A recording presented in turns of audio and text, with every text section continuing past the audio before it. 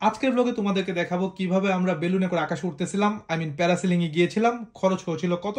চলো ভিডিওটা শুরু থেকে দেখি। আমরা ফাইনালি প্যারাসেলিং করতে যেতেছি এবং প্যারাসেলিং এর জন্য বোর্ডে আসার পথে এনির পাটা ভিজে গেছে। এনি অলরেডি ভয়ে অস্থির অবস্থা, but let's see what happens. Parasailing এর জন্য পাতং বিচ থেকে আমাদেরকে একটা বোটে করে সমুদ্রের মধ্যে নিয়ে যাওয়া হয় এবং সমুদ্রের মিডলে নিয়ে আমাদের বোটটা চেঞ্জ করে আরেকটা বোটে নিয়ে যাওয়া হয়। সেকেন্ড বোটটাতে আমাদেরকে প্রথমে আমি যাবো, ওই জন্য আমাকে প্রিপেয়ার করতে থাকে। আমাকে ওরা অনেক ধরনের দড়ি সেফটির জন্য এটা সেটা পেঁচাইতেছিল, আমি নিজে বুঝে উঠতেছিলাম না কি হইতেছে, বাট ইট ওয়াজ ফান। এবং ওরা আমাকে লাইফ জ্যাকেট পরালো এবং কিছু বুঝে ওঠার আগে আমাকে বললো 2 হাত ছড়াইতে, এবং আমি 2 হাত ছড়ালাম এবং বুম, আমি আকাশে, কিছু বুঝে ওঠার আগেই আমি আকাশে উঠতেছিলাম। প্যারাসেলিং এর এক্সপিরিয়েন্সের কথা যদি বলি, মনে হতেছিল আমি একটা পাখি আকাশে উঠতেছি। আমার ভিশন থেকে নিচের দিকে তাকালে দেখা যাইতেছে সমুদ্র, আমার বোটটা অনেক ছোট্ট দেখা যাইতেছে, প্লাস হোল ফুকেট সিটি দেখা যাইতেছে। প্রথমত অনেক ভাল লাগতেছিল, মনে হতেছিল আমি একটা ছোট্ট আকাশের পাখি।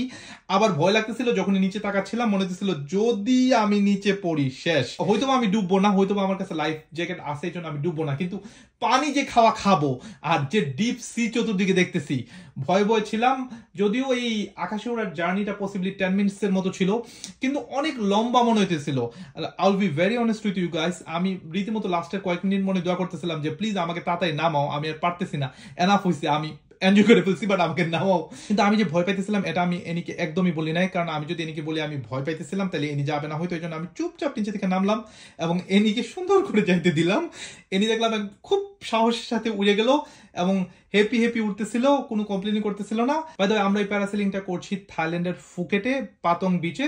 এখানে প্যারাসেলিং এর অনেক অপশন ছিল, প্রচুর দাম দর করতে হয়। আমি অনেক দাম দর করে এদের সাথে আমাদের ডিলটা লক করি। এদের প্রাইস ছিল 4000 বাত পার পার্সন, কিন্তু আমি অনেক দাম দর করে 1800 বাত পার পার্সনের লক করেছি।